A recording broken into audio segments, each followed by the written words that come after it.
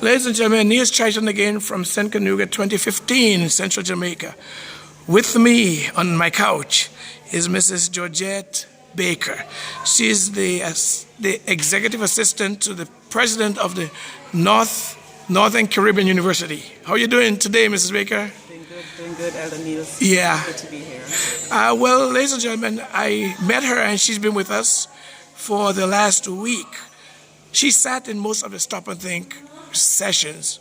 Mrs. Baker, what do you think overall about the concept?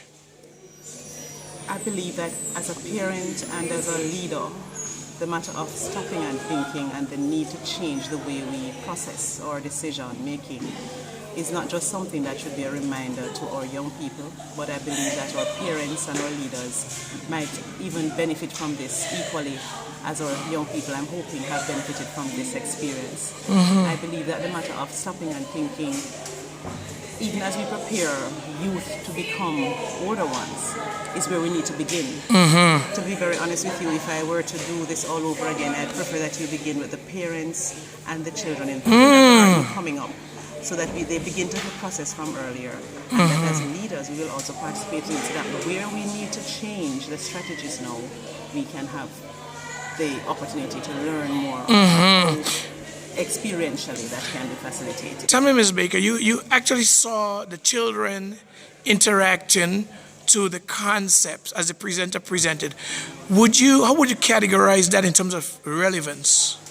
In terms of relevance, I think the topics and the presentations were spot on in terms of the Jamaican culture, the Jamaican reality. I believe that a lot of our young people are acknowledging, maybe a little too late or sometimes a little too late, that had they listened, beginning with their parents, because most parents would want to tell them the right thing, but they didn't stop and listen long enough, so it became almost deaf ears, my mother would call them, to anyone else after that. And so I believe that the concepts were relevant, the mode of presentation were spot on, and I believe that those who were listening keenly enough should not have a difficulty stopping and thinking now as to what they need to do each time they make a decision. Now, as one of the counselors here, did the Stop and Think concept come into your cabin from the auditorium?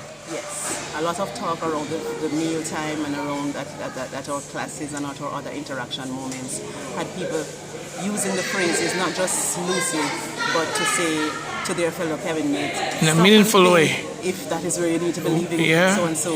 Stop and think of what your mother would feel if you damaged your so I think it is catching on. I had a younger set of campers, and that is probably why I'm saying, because they're more pliable at that time. It seems to me that there needs to probably be a model that works with the parent and child component to have that understanding that if we're working together here to have the same outcome, and we all will model what we Well, the truth about it, Mrs. Baker, Stop and Think does have that.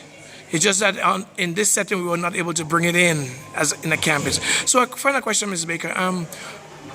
From what you've seen and experienced, would you recommend this for a wider community in Jamaica, for example? I believe it would be very appropriate to have this in our wider communities, so that the kinds of social issues that we have could be dealt with in a less, what shall I call it, a less political sounding manner, but experiential, and people recognize from day one that everybody has to play a role in the stopping and thinking for it to really be relevant and meaningful, from household, at the meso level, and at the micro level, and at the macro level. I believe that if all of us are involved in this, it will make a significant positive difference. Well, thank you very much, Mrs. Baker. Thank you for sharing your time with us, and we wish you all the best. God bless you. Thank you. Right, bye. Pleasure.